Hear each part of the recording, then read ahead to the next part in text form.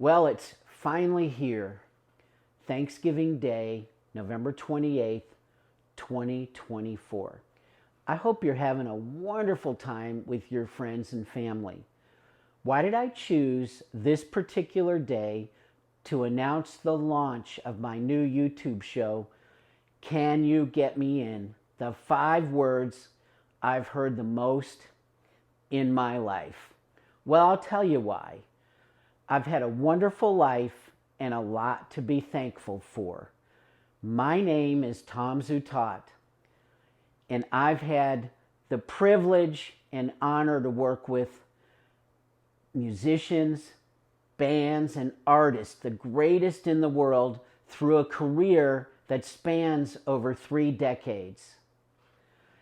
Artists like Tesla, Rockin' with Dawkins, Lisa Loeb, Stay, Motley Crue, Shout, Metallica, Enya with The Ship, Edie Brickell, 'Cause She Is What She Is, Def Leppard, country musician Colter Wall, Berlin, Taking Your Breath Away, and let's not forget GNR. Well, how did it all start? It started when I was 5 years old in Detroit at my granny's house. I spent the weekend with my granny, and she watched the Ed Sullivan Show. So I'm sitting on the couch, and these 4 guys come up with skinny ties dressed in the same suits. And they sing this song about holding hands. Well, let me tell you, I was riveted. I was obsessed with this song. I kept asking my granny to play it again and again and again. I mean, back then, you couldn't play it again and again. So I kept bugging her and bugging her. Man, now, I mean, you can watch it as many times as you want. But back then, it was one and done. So a couple of days later, my granny came home with a picture sleeve 45 of the Beatles' I Want to Hold Your Hand. She showed me how to play it on her stereo console in the living room. 4 years later, my parents moved to Chicago. I'm 9 years old. I'm in Mohawk Elementary School, and I make friends with a kid named Martin Anderson. We go to his house after school. He has this older brother that has this monster stereo in his bedroom, and the door's locked with signs that say "Do not enter." And we go into that room and we fool around and figure out how to turn that stereo on. Next thing you know, I'm digging through the stack of 100 records on the floor. The Who, the Rolling Stones, who I've now seen 37 times, Led Zeppelin, Magic Carpet Ride by Steppenwolf, and then Purple Haze through Jimi Hendrix. And the real shocker, these 4 naked guys on a gatefold with pins stuck through their skin, kicking out the jams, MFers. So I was so obsessed with music, I just wanted to hear more music. And it wasn't enough to just go to Martin's house Monday to Friday before his brother came home from school. So I went to my parents and asked them for money to buy records, and they said, well, you gotta make money to buy records.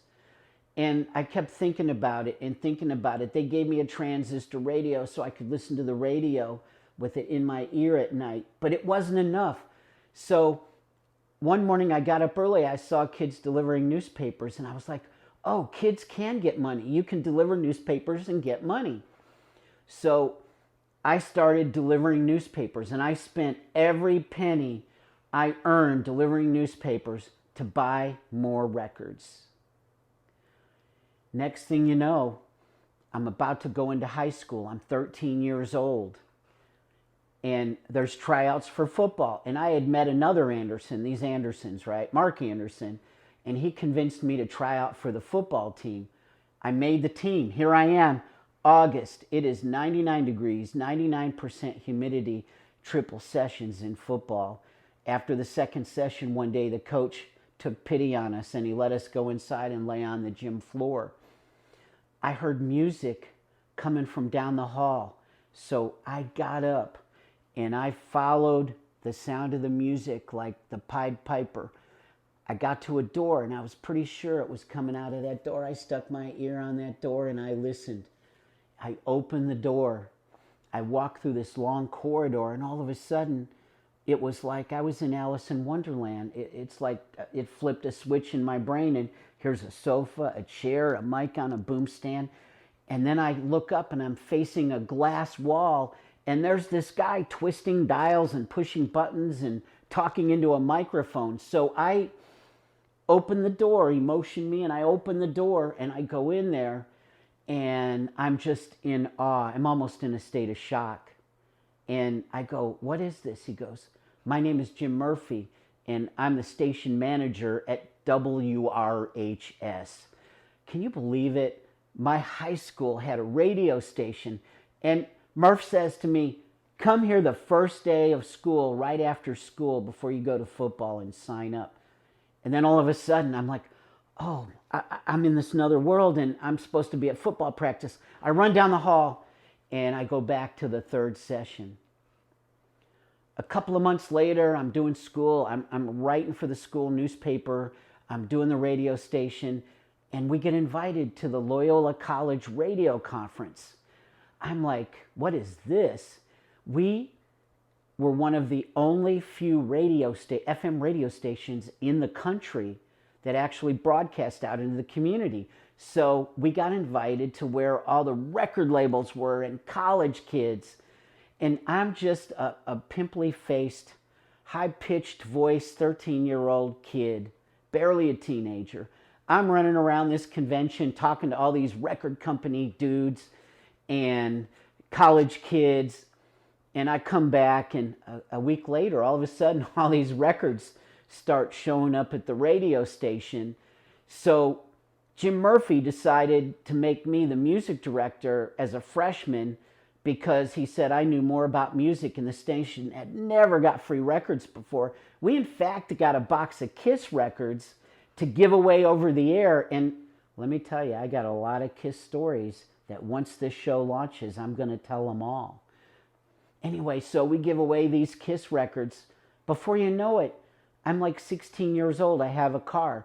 The record label people offer me a job. I'm driving my first car downtown Chicago, and I'm putting up posters and displays. Next thing you know, I'm riding with Stiv Bators and the Dead Boys to New York City, hanging out with Hilly Crystal, who owns CBGB's. So I'm working for the labels. And right after I graduated, I have this opportunity to go to journalism school, and I really loved writing and get a journalism degree. I had the opportunity to go to New York and work for Atlantic Records. I was offered the opportunity to go to California and work for Elektra Records. It was a difficult choice, but go west, young man. So off I went to Hollywood to work for Elektra Records.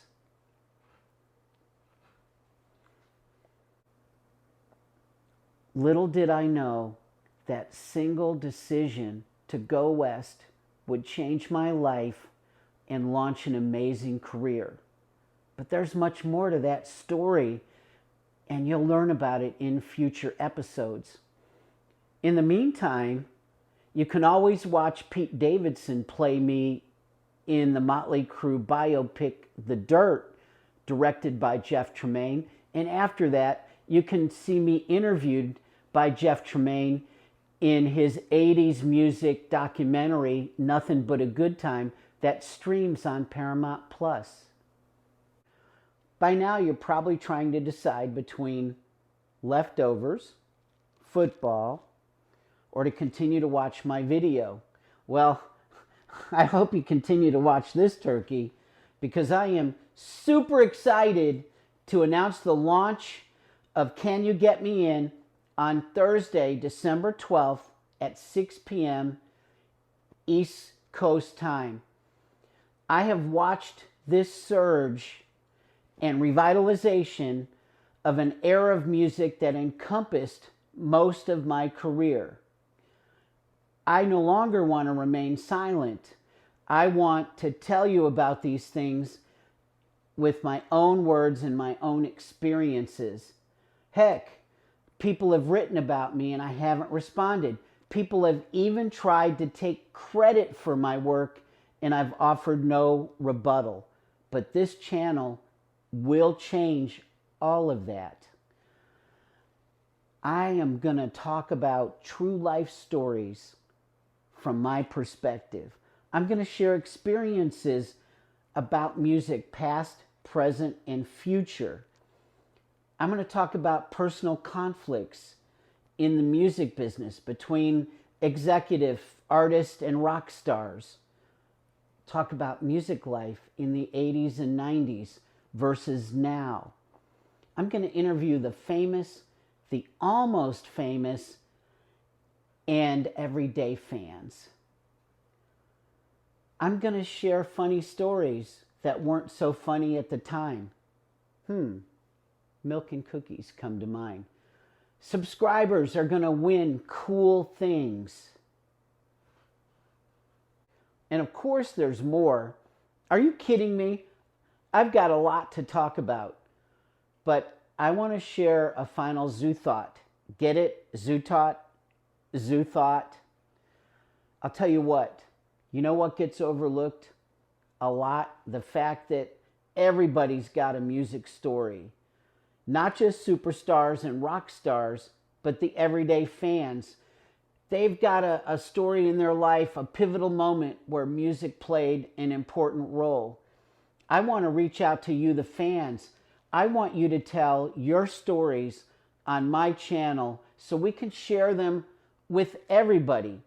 Yes, in my career, I got a lot of people in, thousands of people, but there's always room for more.